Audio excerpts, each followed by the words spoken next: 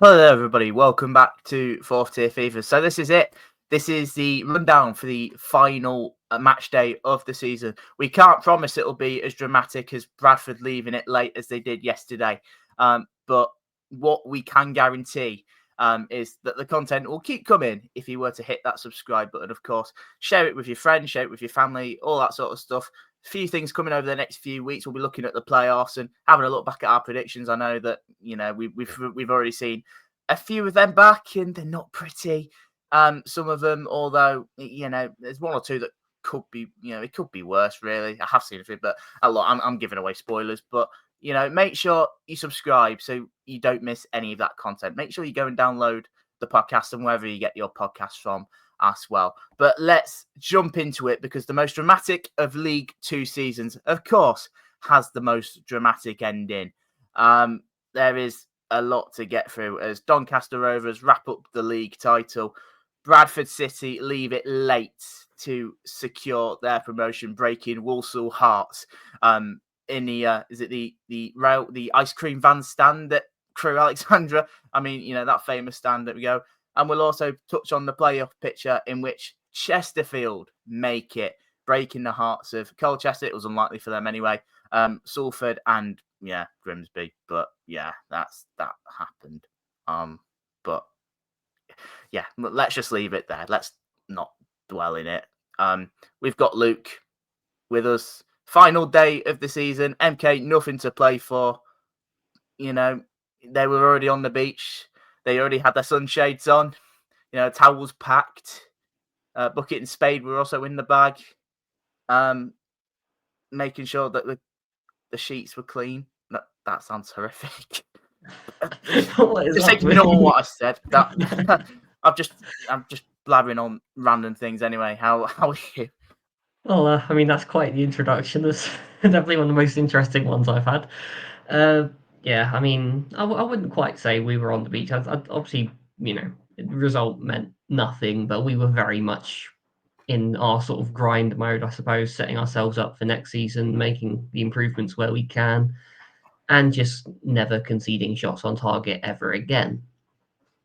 But that was more. What we did. That was I was more on about league, if anything, not so much how you played, but yeah. We'll ignore the one shot on target in that game, which apparently, from what I saw, which has pretty much become the norm for MK Dons in games with that very little shots on target. Although the only one was with you, so Yeah, it was in our favour. It's better than the last few months where you didn't have any for like a load of games in a row or whatever it was. Well, yeah, I mean, yeah, that's a whole other conversation, and one that I think we'll be looking to fix with some summer recruitment, but that's a future episode, I'm sure. And I'm sure we'll get into that over the course of the next few weeks, or certainly over in the next coming months. Let's kick things off. And I think there's only really one place to kick off. I know we probably could look at Doncaster clinching the title, which congratulations to them, but we'll obviously get into them. We have to start at Valley Parade, don't we? I mean, Bradford had the opportunity to wrap up promotion. A win would do it. It was very much in their hands. Destiny was in their own hands.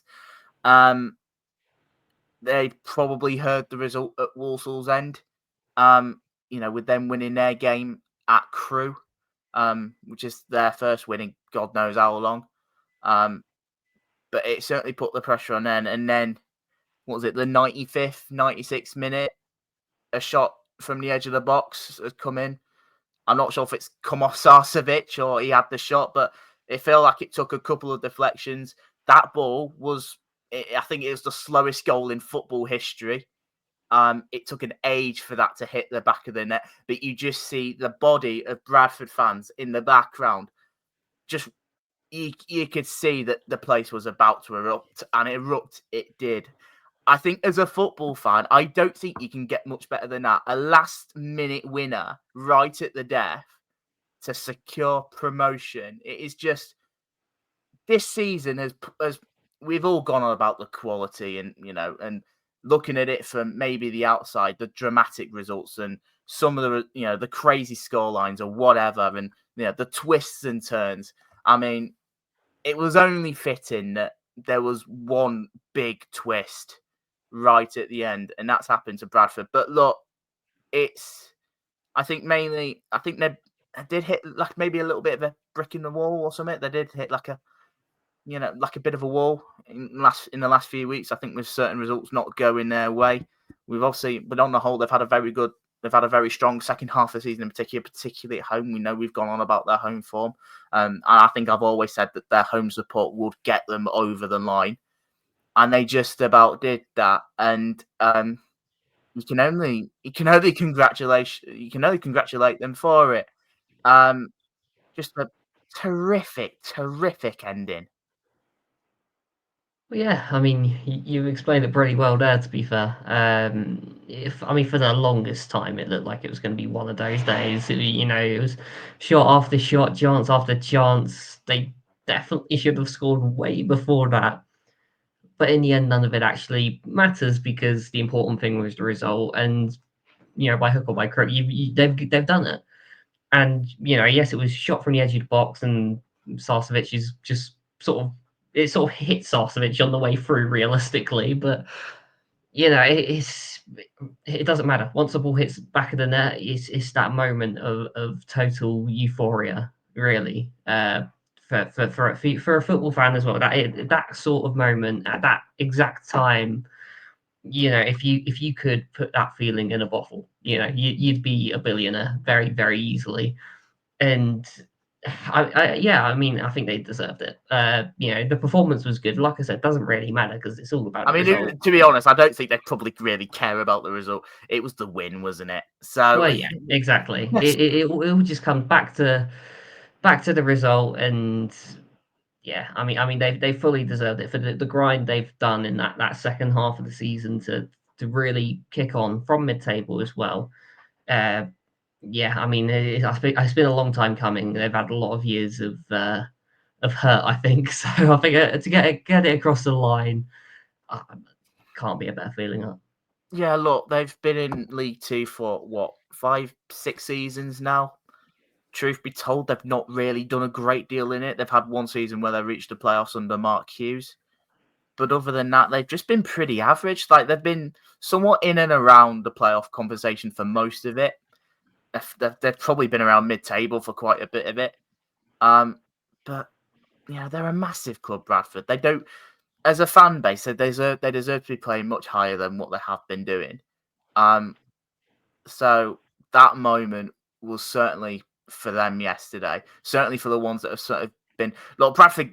I say that like there's a load of not fake, but somewhat, a load of Bradford fans that don't really go all the time. It's not. It doesn't mean that at all because their followings are phenomenal at home. I mean, they get about 18 to 20,000 normally on a good day. Obviously, closest yesterday was 23, 24. I think that's what Valley Parade is. But it's been a long time coming. They deserve this moment. They deserve to celebrate it. And it's also great from a neutral, just in the manner that it happened as well. I can tell you now, if that was my team, if that was the last, if honestly, I would die a happy man if that was the last football memory I'd ever witness.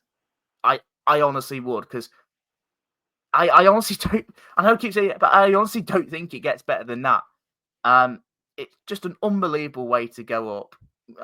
And look, I know we've got a lot of Bradford fans watching as well. We've had a lot of conversations with Bradford fans, but I'm generally over the moon for him.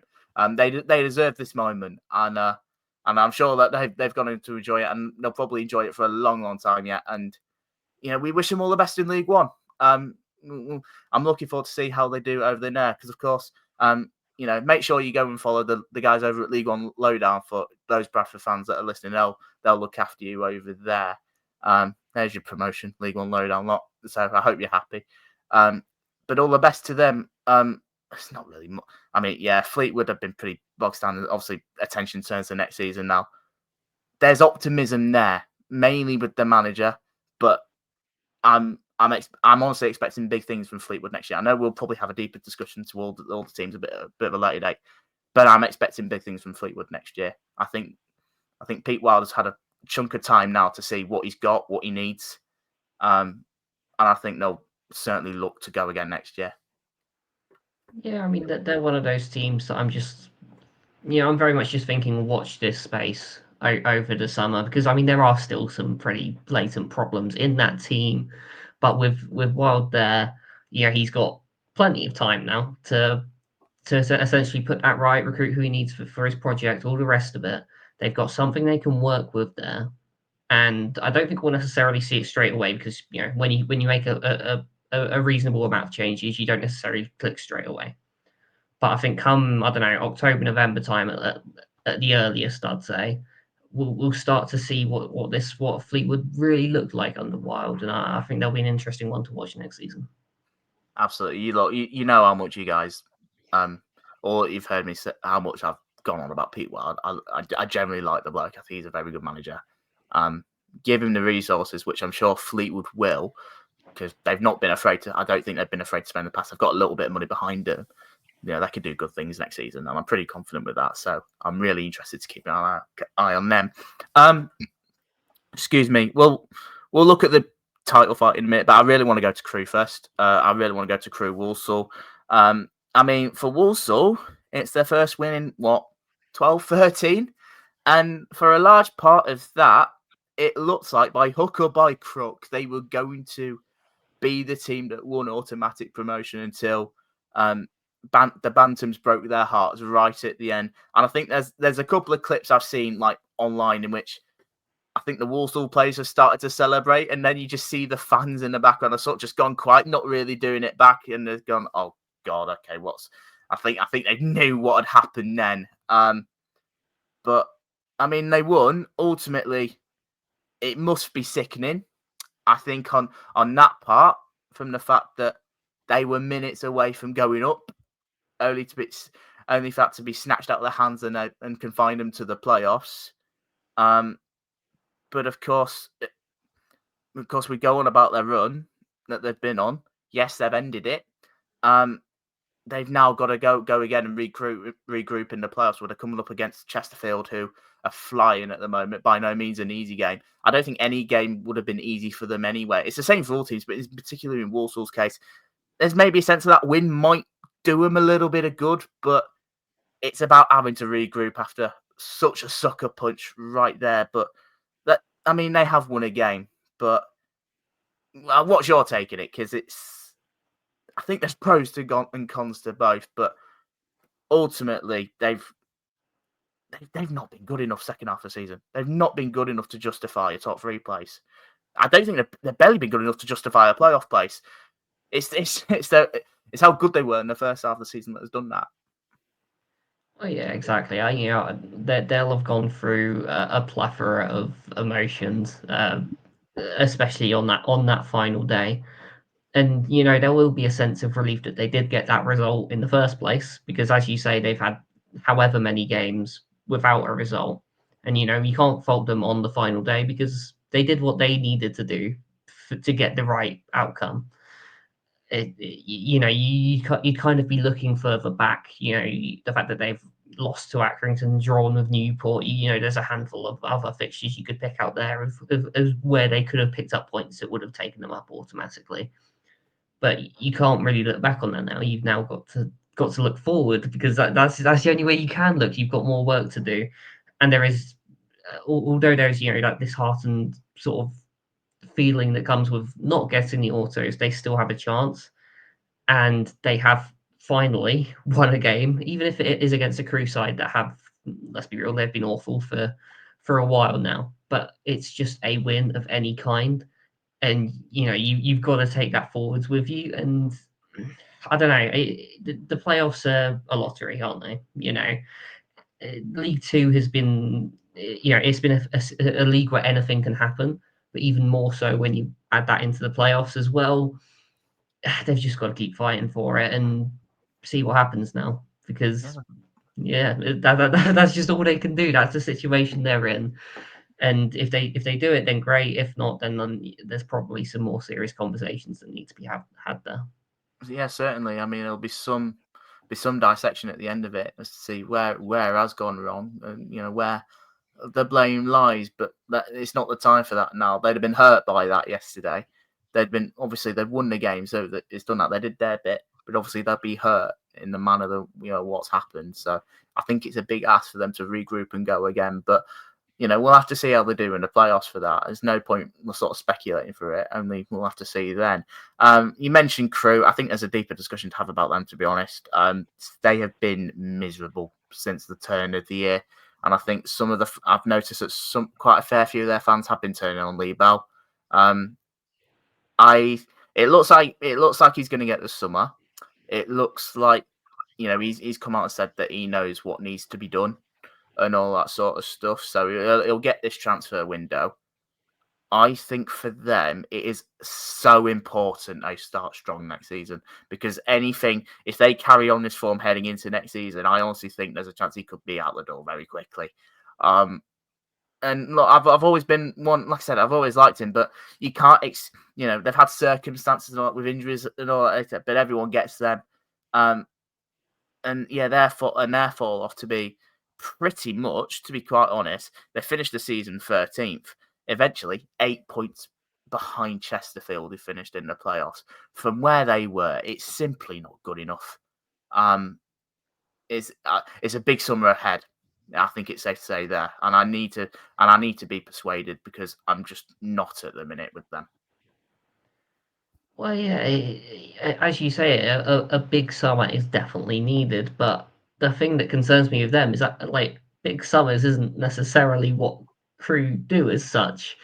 They have this whole reliance on their youth, which is, of course, a good thing, but you don't see them going out and going in for the quote-unquote sort of marquee signings or anything like that. It's a case of there's always this slower sort of project to build. But it does feel like they need something a bit more concrete there now, and I'm not sure Lee Bell necessarily has the answers to what they need. I know he's claiming he does. Whether he can fix that over the summer, I'm not necessarily convinced. They're a side that have, well, I mean, I know they fell off at the end of this season, but typically you'd expect them to be towards the top end of this division. But I am a little bit concerned if they go into next season and they haven't come up with these solutions. They're a side that I'd be particularly worried for, because I mean, you've seen what happens when you start making changes all over the place. You've seen it with Carlisle, you've seen it with us, Gillingham. It's happened to a number of clubs, and you don't want to get caught in that sort of that situation where you end up having to change constantly, try and come up with short-term solutions when a longer-term fix is probably required. But we'll have to wait and see with them. But I'd say it's probably a tough time to be a Crewe fan right now. I certainly agree. Like I said, I like Lee Bell, but he certainly strikes me as dull. Certainly in terms of his approach, I think, to games. I mean, yeah, it is what it is. I mean, but it's clearly not been working out. I've been working for a long time. I think there's big pressure on him going into next season. I really do, because they can't have a repeat at the start of next season than what they have done for the second half of this season. Let's move on. I want to do sort of these games like together, because I think they're pretty similar-ish in terms of obviously what they were fighting for. Doncaster and Port Vale, both teams that were going for the title on the final day. Doncaster picked up a 2-1 victory at Notts County. It was in Doncaster's hands anyway. It wouldn't have mattered anyway, as Port Vale went on and lost 1-0 at home to Gillingham. There was a chance that Notts County still could have made the automatic promotion spots as it is. Obviously, with Bradford's result, it wouldn't have mattered. They'd have been in the playoffs anyway. Doncaster get it over the line. They've been very good recently. They've turned it on at the right time. They've found something. I think the character and the belief. I think even though I said in the week that I for a part of me just fancied Port Vale that little bit more, but thinking about it now, I don't think Grant McCann was ever going to pass on that opportunity to win the league. It's the sort of person that he is. He would want to go out and win the lot, and that's exactly what they have done. Doncaster Rovers, your champions, with a brace from Rob Street as well. It'll be interesting to see what happens with him, because obviously if you're Doncaster, you are on your knees to Lincoln City right now, getting him back for next season, with how well he's done with his loan spell there. Although Lincoln might have different ideas after seeing that. But yeah, Doncaster Rovers, your League Two champions this season. Thoughts? I mean, they've absolutely deserved it, to be fair. I was expecting them to have a strong season and wasn't necessarily expecting them to have quite as strong of a season as that. But no, I mean, that was a thoroughly professional way to finish the season. As you say, a couple of goals from Street. I believe with him, I think he's got 3 years left on his deal. So again, depends on if Lincoln want to use him, if there are other clubs that maybe have a lot of money that want to come in and buy him. Anything could happen. But if they've got a possibility to loan him again, I'm sure they would, because I mean he's been immense for them. But no, it's that away form right at the end, carrying them through it. And I know I've been heavily critical of Doncaster's home form all season, but they've made up for that by being as good as they have away, and that's exactly the nature that they've won the league in. And I mean, they've done it at a place that's difficult to go as well. To be fair, I know Notts have faltered a bit in over the last few months, but still, they're still a good side with a lot of individual quality there. So to go a couple of goals ahead relatively early as well, and really set the tone for that game early doors on a game that means so much. It's I don't even really have the words to describe just how positive a thing that is, and there's some huge momentum there that they can carry into next season. Yeah, I'm not sure if you knew this, but Doncaster actually finished as the league's best away team. I know you've gone full blasé about their away form for quite a long time, but they picked up 4 more points than Notts County and Port Vale, who were pretty much joint second on points. So there's that element to it. But yeah, well done to them. It wouldn't have mattered anyway. They'd have still won the league even if they'd have lost, because Port Vale lost. We'll get back to Notts County in a sec. I mean, yeah, they're promoted at least. I don't think maybe a slight hint of disappointment that maybe they didn't go out and get the result. It wouldn't have mattered anyways. Doncaster won their game, so it wouldn't have meant anything anyway. But I don't think they'd probably care still anyway. They're promoted themselves. There's that.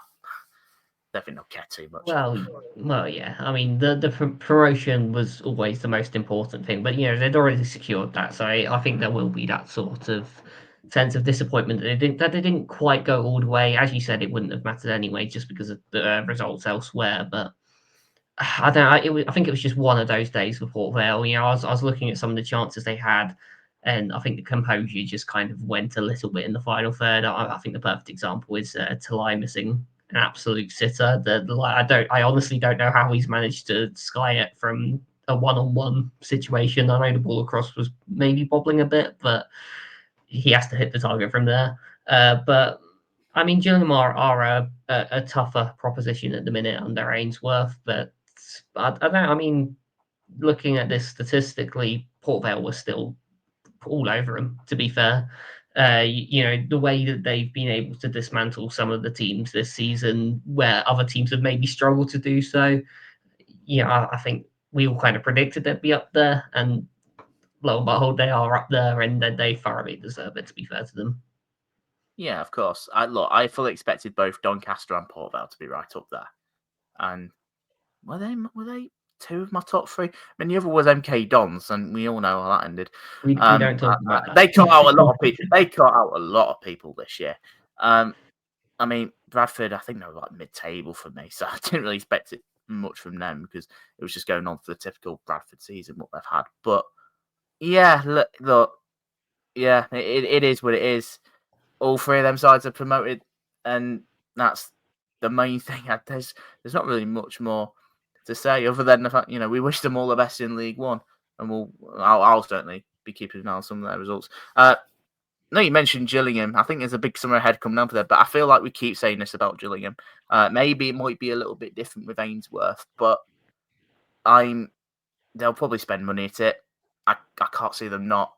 I know how solid that they've been over, the last few weeks. There's a lot of draws in there, but they're not losing games. That they've got a little bit of had a little bit of a run going to the end of the season.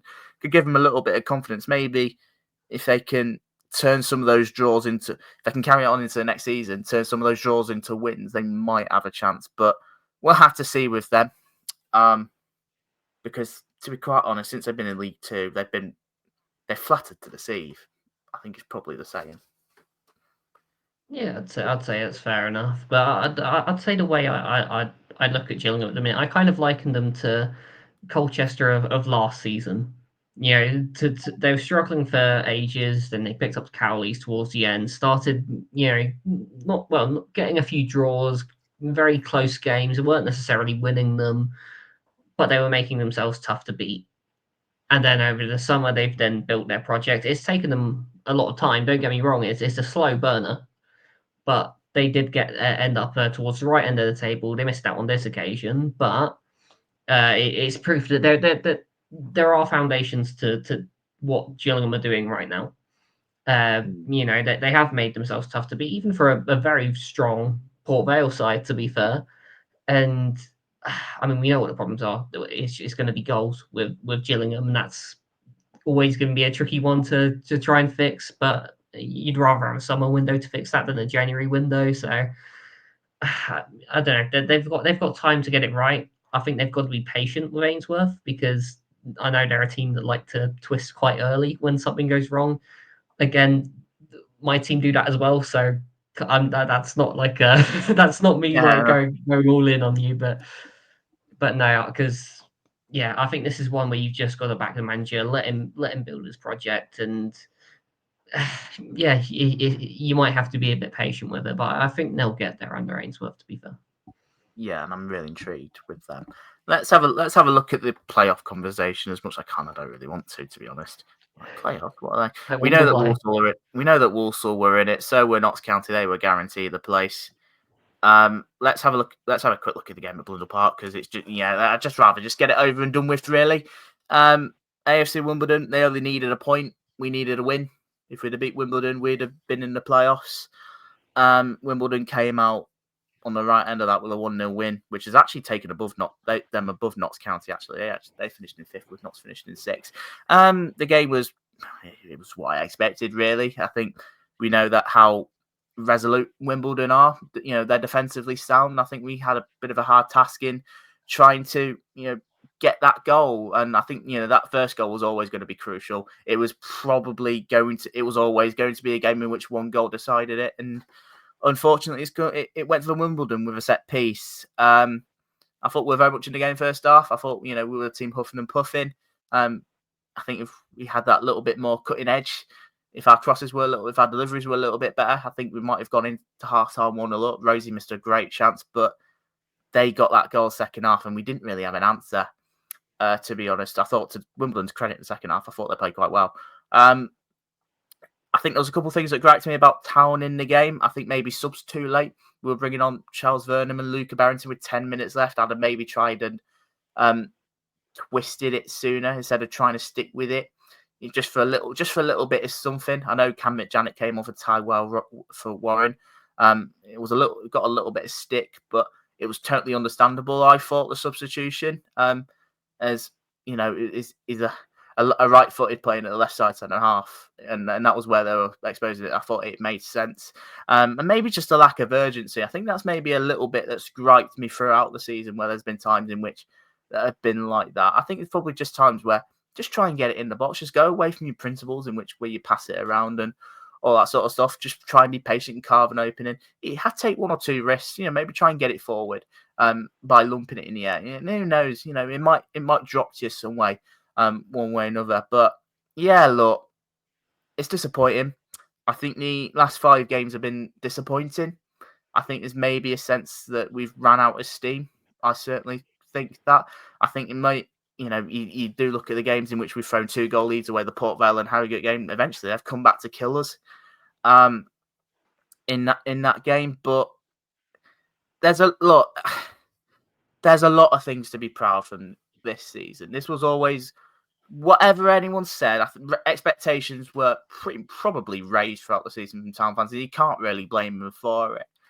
Ultimately, this was a season of transition. This was a season in which I expected progress. How much progress I was yet to really see. You do look at it, ninth place finished. That's our highest place finish since 2006. That's something to be proud of. 20 wins in the league. Again, that's something to be proud of. The fact we've taken this to the final day and we've just fallen short on the playoffs. Again, that is something to be proud of. There's a lot to be proud of. There's a lot to work on. I mean, defensively, we've conceded 67 goals this season. I think that has to improve quite urgently. 18, I think, was it 18 defeats in the league as well? I think we need to probably, if you're not going to win games, at least try and draw a few more. I think we drew like 8 in the end. And we've had a minus, and we finished on a minus goal difference. I'm not sure if I've really said it, but I've always felt that we weren't quite good enough to make that step. I'm disappointed because I would have loved the chance to have tested ourselves in the playoffs.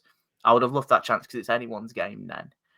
But even if we'd have went up or anything like that, we wouldn't have survived. There's absolutely no way we would have survived.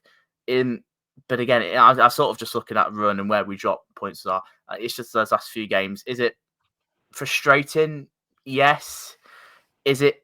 I'd probably go as far as say unacceptable. I think in some of those games, I probably agree with that. Is it understandable? I think so. We know what we're doing. We know, we have a project going. But the players that we've had this season have now set the standard for next season. We've seen the league already. We've seen what the teams are in there. Next season, for me, is can we take that next step? Can we try and crack into the playoffs? If we can maybe go even further beyond and make the autos. I mean, yeah, absolutely fine. We know that next year is probably going to be a more, I say more competitive. It's going to be another difficult league again next year. Maybe a little bit more of a level playing field. But I'm really excited with what we do next season. There's a big summer ahead. We know we've got players in which, I'm scared that we could lose, but it's also a testament as to how far we've come. And you can't begrudge any of those players that moves higher up the table, because I think there might be one or two. Denver Hume's out of contract. There's a good chance he might move to League One. I fully expect George McEachran to move on. He's been way too good for us this season, and he deserves that move to a higher league if he does get it. And a couple of others as well.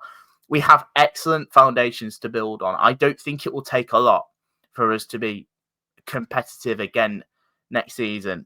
And look, I was disappointed for about half an hour yesterday, and I've never been so excited for the next season so quickly. I've just got this urge to go again. I've got this fire in my belly that we can be competitive in League Two. That's something I've never seen. We can be competitive. We can compete at the top end. It's just going to take that little bit longer. Yeah, it is what it is. Disappointed in the outcome, of course I am, but immensely proud of the progress and the strides we've taken this season. As you should be. If you look back to the season before, how low down you were, and the grind it's taken to get you up to the point you are now, that is so much progress. And it's just about building on that and building on that. And yes, this season wasn't your season in the sense that, you've not got into the playoffs, you haven't got that chance to go up. But it does put you in good stead for next season. And Artell is that sort of manager as well, that slow burn sort of project. I was talking about it a little bit with Gillingham there potentially in Colchester. These sides to build their projects slowly, but it's sustainable. So that if you go up, you're fully ready to go up, and you can actually put up a fight, rather than potentially coming up too soon and then just coming straight back down again, and you've got to restart. So although it's disappointing and you've missed out on the day, there's still a whole lot to be positive about there. But with these sort of games, it is just whoever holds their nerve. And on the day that was AFC, I think we've got to give them some credit. Unfortunately, as much as I'm sure loads of people are waiting for me to give credit. But no, you've got to give them credit, because their away form had been poor up until that point. But like I said, it's just about when it comes down to not quite a straight shootout for them, but it near enough was, they've held their nerve and they've got themselves into the playoffs, which is the most important bit, essentially. And they've even got themselves the supposedly advantageous fifth place. Fourth and fifth are apparently supposed to be better, just because of which way around the games are. But I don't believe that personally. But yeah, no, I've fair play to them. They've done well.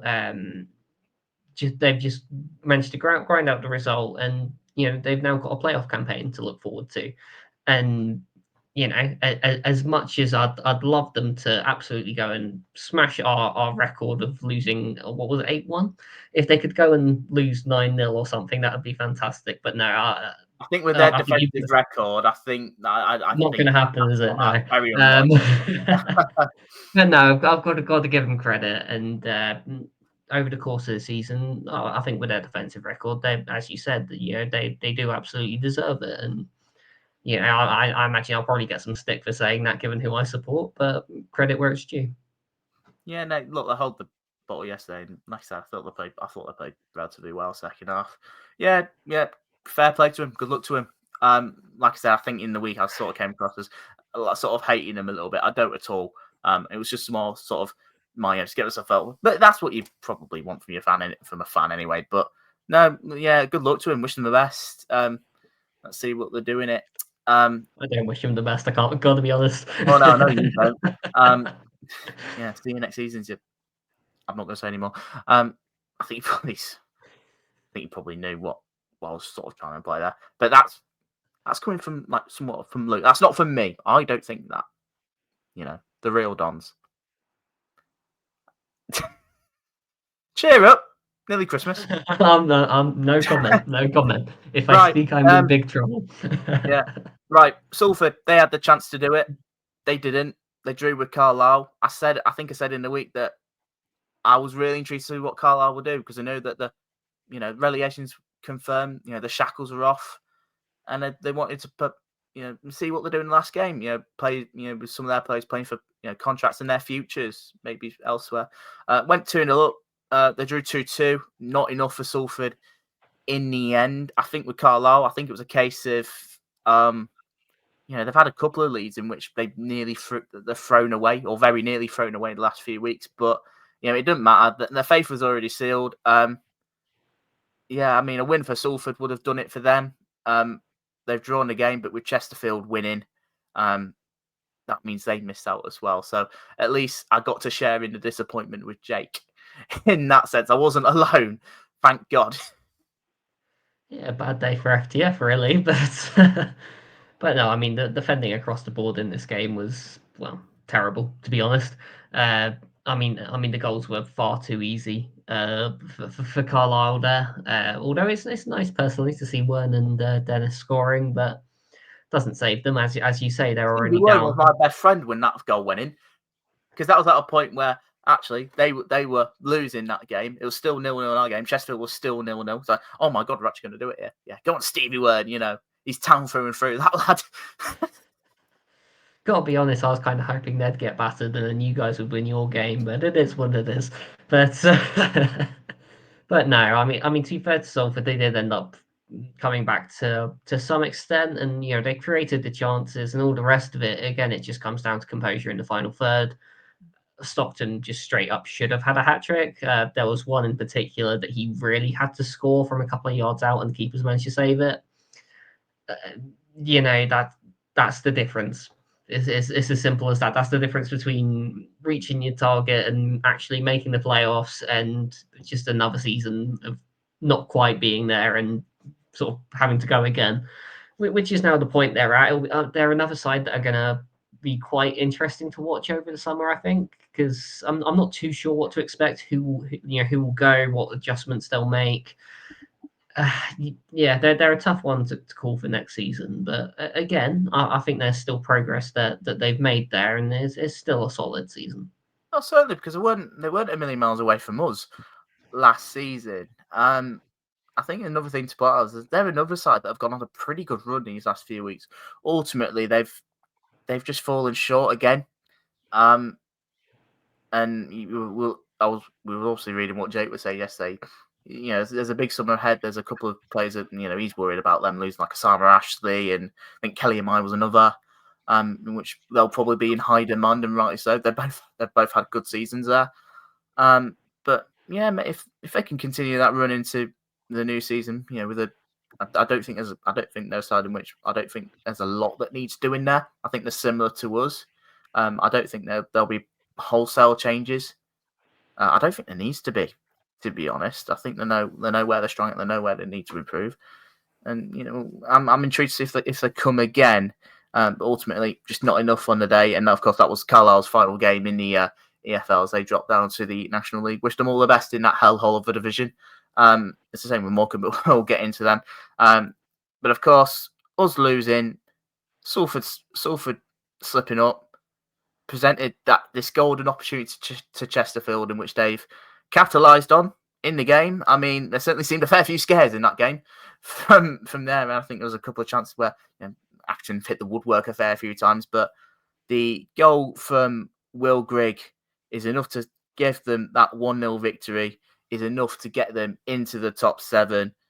And I think you're probably looking at it at the playoffs at the minute, in terms of the teams that have got the most momentum, you'd certainly say them.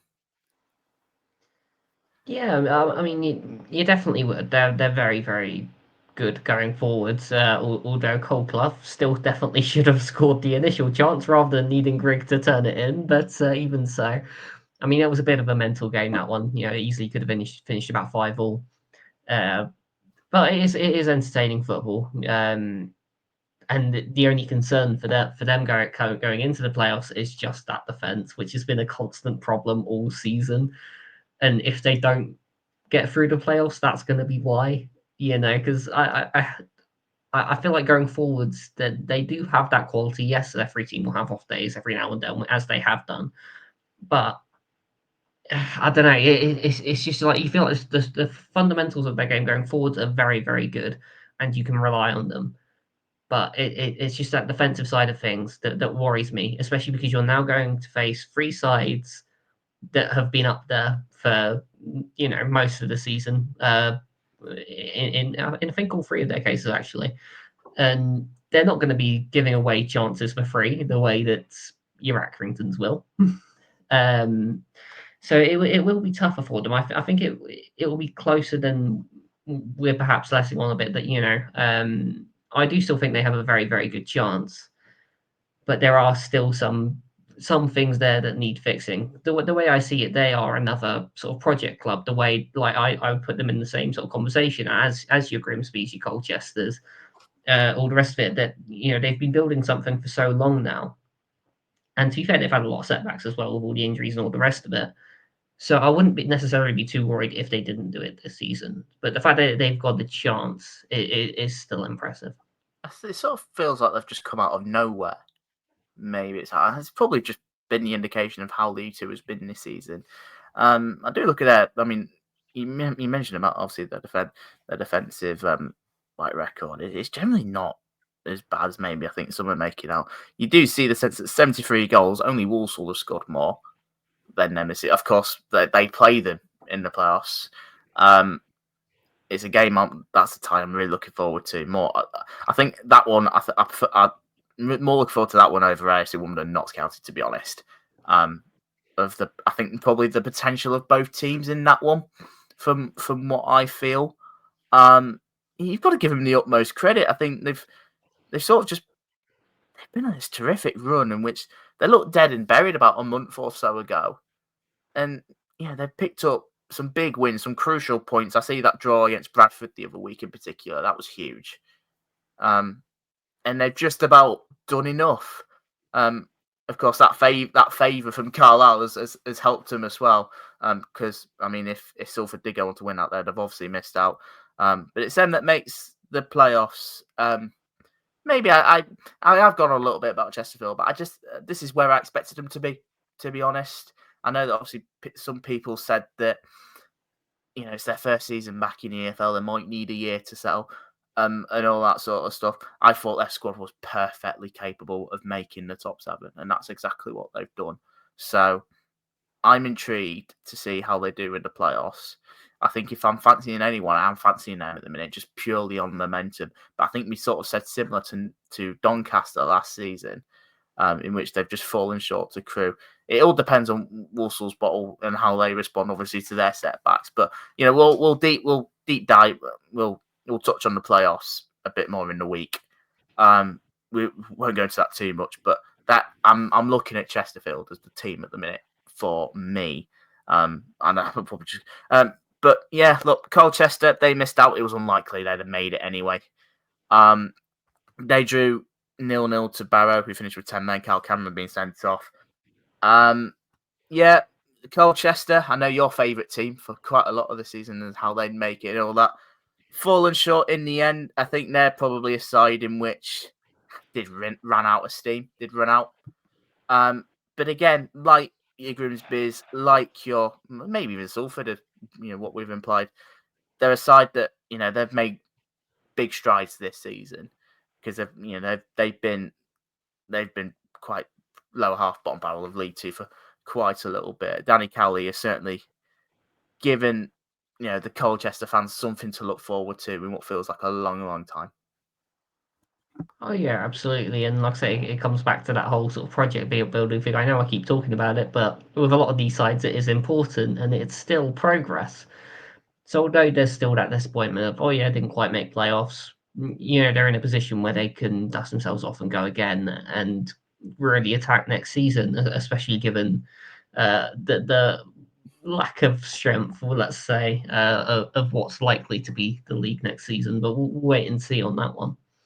I think that with Colchester, it was just like on the day, it was just another one of those teams that it's just, oh yeah, another one of them days where the composure just wasn't quite there. I've said that for about 3 or 4 teams now on this final day, but I mean, I can think of about 4 strikers already across League Two that have missed sitters, and to me, they certainly missed an easy one there as well. So it could have gone differently, and they could have done their bit. It wouldn't have mattered anyway. Would have been nice to finish the season off with a win, I suppose. But I mean, Barrow have been that side all season. Well, not all season, but in recent weeks they've been the promotion killers, I suppose. They've kind of been in the thorn in everyone's side. Yeah, they've played their part in this. And Barrow aside, I'm really intrigued to see how they. I feel like I'm saying that with a lot of teams, but generally I am with Barrow, with Andy Wing and the impact he's made over there. Since he's come in, they've been much more hard to beat, and have picked up some good results along the way. A good summer, and the nature of League Two next season looks very, very competitive. I'm not sure if the quality would improve, but competitiveness probably right up there. Colchester, and like I said, Colchester, they'll come again. I've got no doubts that they'll come again. They'll certainly pick out the bones in this season. They'll go away and reflect on it, and I'm sure they'll act on it. Let's have a look through the games in which didn't really mean much very quickly, as there's quite a few. Bromley, they finished a very good season in style, beating Cheltenham 3-0. And who would have known that Michael Cheek scores goals? That's a brace for him as he finishes the season on 25 goals, the league's top goal scorer this season. A brilliant win for Bromley for them. 11th in the league in their first ever EFL season. Is an overriding success. It is. In fact, not even just 11th. 4 points off the playoffs. That only a couple of games away. They've been really impressive, and yes, you could put a lot of it onto Michael Cheek, but they are a team that work very, very hard. They use their numbers very, very well. I've said that a number of times this season, and this was a thoroughly professional performance. Cheltenham have had those days. Well, I feel like quite a few times in recent weeks where they've kind of just looked a little bit on the beach and maybe not taking it quite as seriously. I don't know.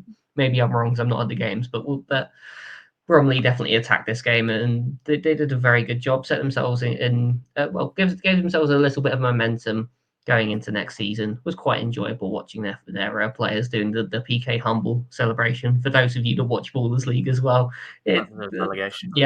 interesting stuff. About as interesting as it gets on final day when you got nothing to play for.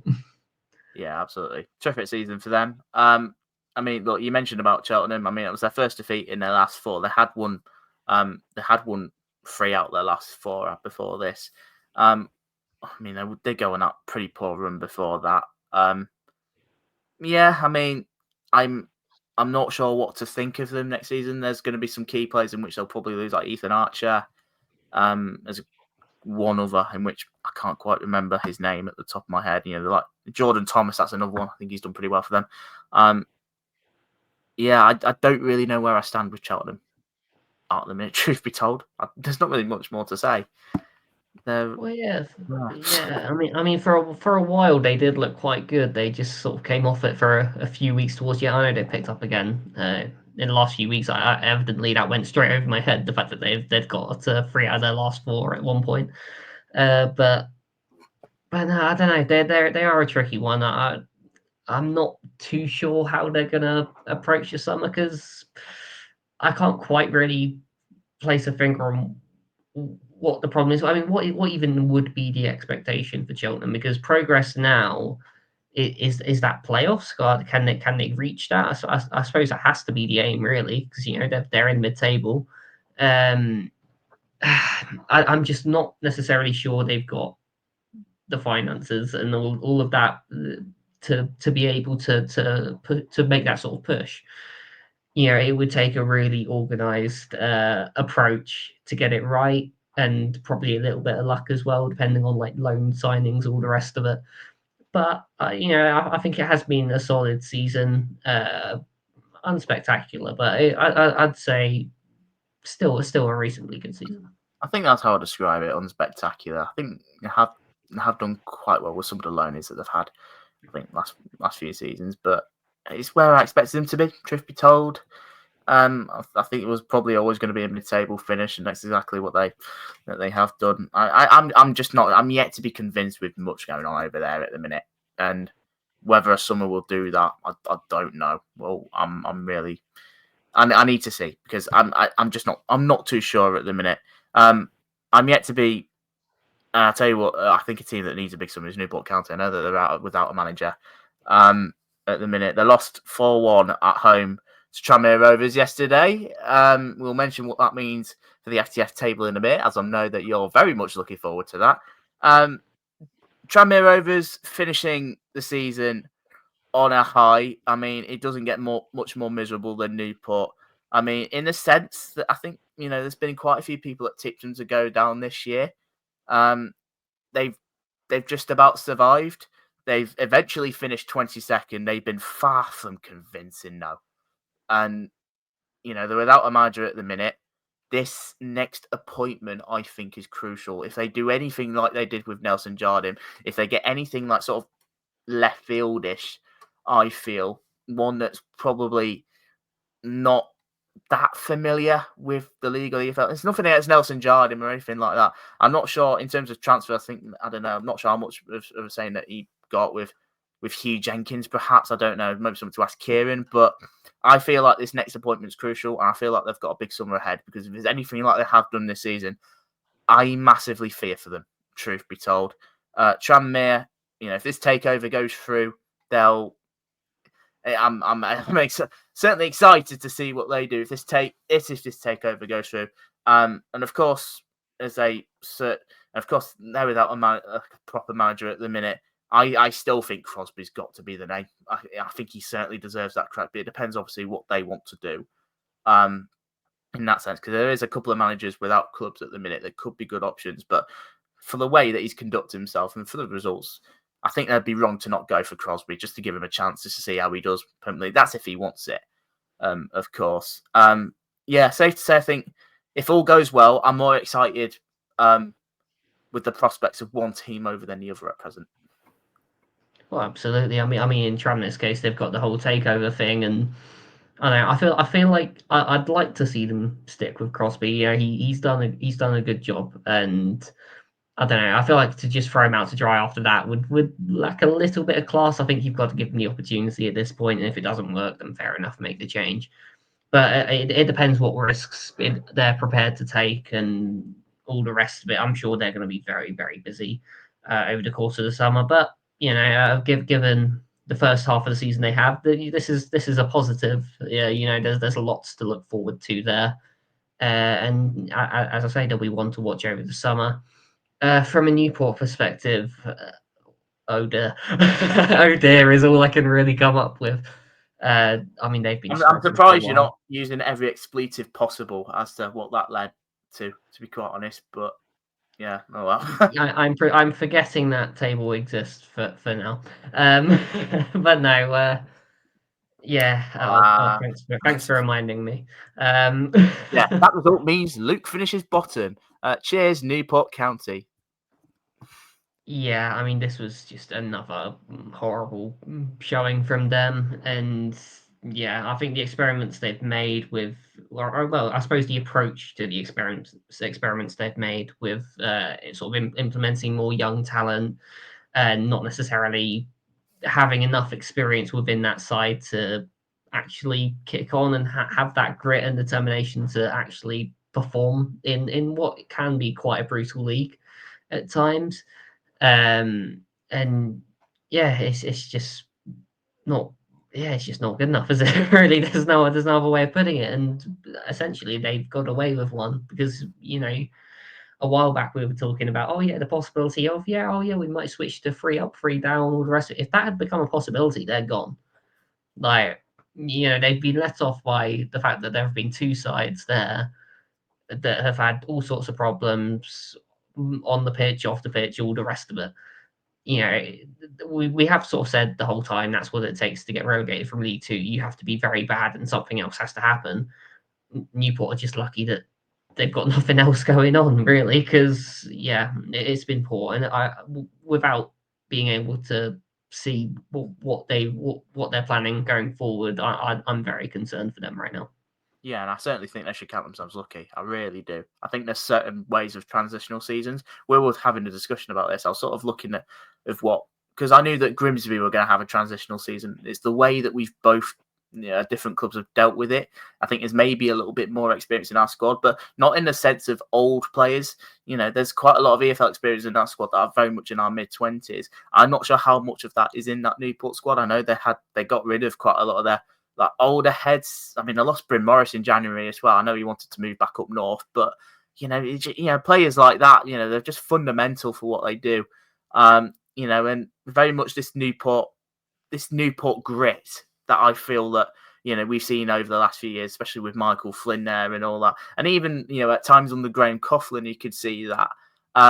It's been a far cry from that sort of momentum or ability that they have had. They've been quite the soft touch, and that needs to massively improve next season. Otherwise, they could be looking at a worse finish than 22nd. Like I said, I think they should count themselves lucky that there were 2 worse teams than them, because they have at times they've proper stank the place out this season, and that's even with Tranmere and Accrington being as bad as they have been at times throughout the season.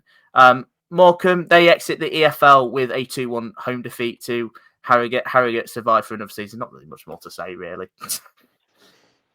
Yeah, not really. I mean, this had the looks of a very non-league game, so I suppose for Morecambe, without trying to sound mean, it's a bit of a training game for them. And first test failed, unfortunately. Harrogate just had a little bit more, but this game lacked any real quality. It looked quite scrappy from what I can tell. A little bit disappointing for both sides, really. I suppose over the course of the season, it'll be interesting to see what Harrogate do. Again, they don't have much of a budget or anything like that. I think they're one of the sides that could potentially struggle as well. We'll have to wait and see with them, but I'm not necessarily convinced. Yeah, I probably just early on, I'd probably expect Harrogate to.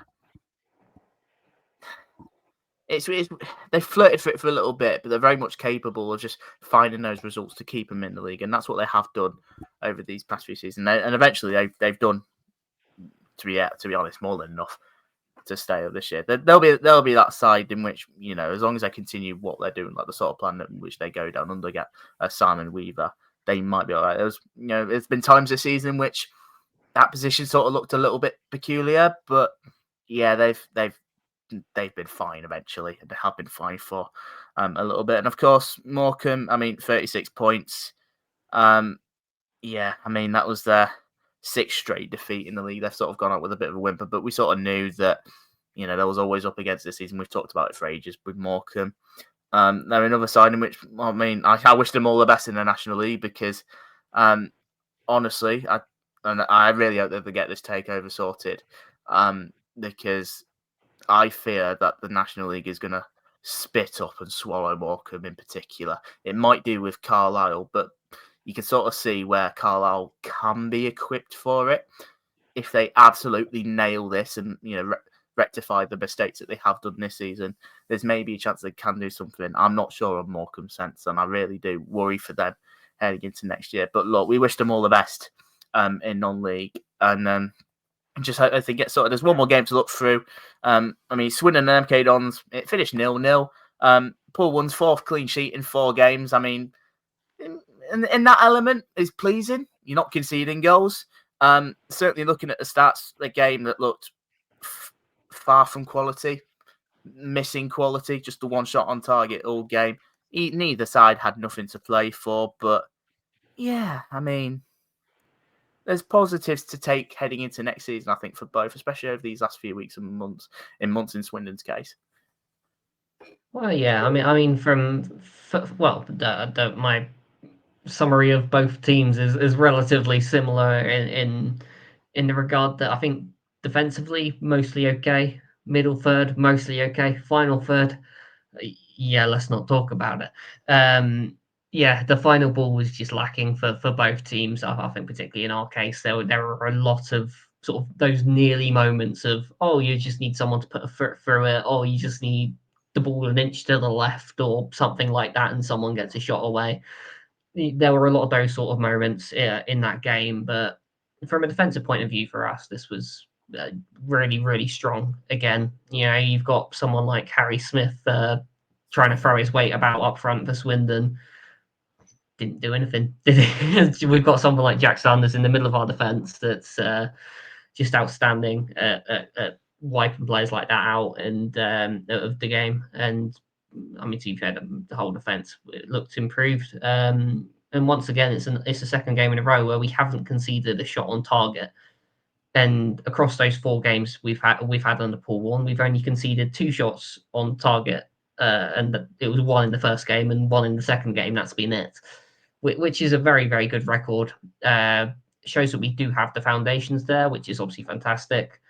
It means we need less of a rebuild, which is also good because less transitional time next season. But I think it does also show the limitations of what we've got up front, and that's going to be the area we start to focus on over the summer. And I'm hoping we'll see some movement on that soon. But I don't have enough information to be able to talk about that too much just yet. But Didn't realise you were a positive journalist. signs. Sorry, I don't have too much information to share right now. That's sort of what it just came like. So. Yeah, I'm waffling. Yeah. But no. Might as well.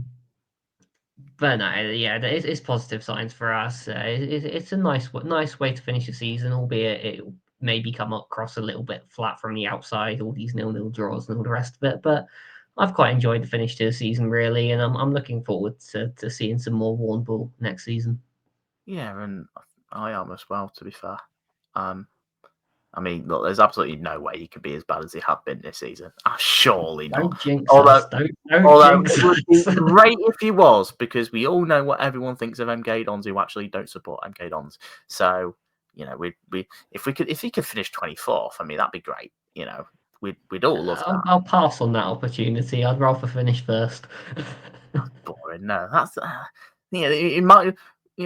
Our open top bus parade is ready for that title next summer. So. We have to be. The fighting talk's already begun and the season's finished. Might as well, isn't it? 24 hours ago. We've got a long summer ahead. But yeah, that's it. That is the 46 game season done. It's been emotional. It's been a whirlwind. It's been dramatic. It's been just full of chaos. It's pretty much been everything. It's been it's just been mad, really. It's just been mad. I mean, what a season it's been, full of ups and downs, twists and turns. It's what you want from a neutral looking at it. It's what you want in a season. And of course, a lot of that stuff came down to the final day. Once again, we send our congratulations to Doncaster Rovers on winning the league and, of course, their promotion, as well as Port Vale and Bradford City that confirmed their promotion. We wish them all the best in League One. We wish the teams in the playoffs all the best. Yes, including AFC Wimbledon, Luke. Of course, Notts County, Walsall and Chesterfield. Obviously, we wish them well in that. And of course, we wish Carlisle and Morecambe all the best in the National League. I know how much of a hard division it is to get out of there. And I'll be keeping an eye on you guys going forward if you're listening. And of course, a special thanks goes to you lot, obviously the supporters of the channel. This is not possible without the support, especially in the last few months or so. It's been absolutely terrific. Don't think we're done by any means. We've still obviously got the playoffs to look through, as I mentioned at the start of the episode. We've still got our predictions to go through. Might be one or two things in the pipeline. I think Luke did a quiz or something that we'll probably do at the end of the season. We'll get the playoffs out of the way first, and we'll see where we're at for that. And the madness is over for most teams. For four teams, it's. The season continues in what is, these next few weeks are going to be absolutely gigantic. Thank you so much for the support and the love this season. Enjoy your breaks if your season is finished. I'll try and enjoy mine. I could do with one, but like I said, I've got this fire in my belly that I'm ready to go again. Whereas last season, I couldn't wait till it ended. I couldn't wait until it ended, like in 10 games to go. So, what a difference a year makes for that. But yeah, thank you so much for the support this season. Hit the like button, subscribe if you're new on YouTube. Download the podcast wherever you get your podcasts from, and enjoy all the retain lists that will come within the next week or so. Retain list season, I love that part of the season. Thank you so much for listening, guys. We'll see you in the week for the preview of the playoffs. We'll see you in a bit.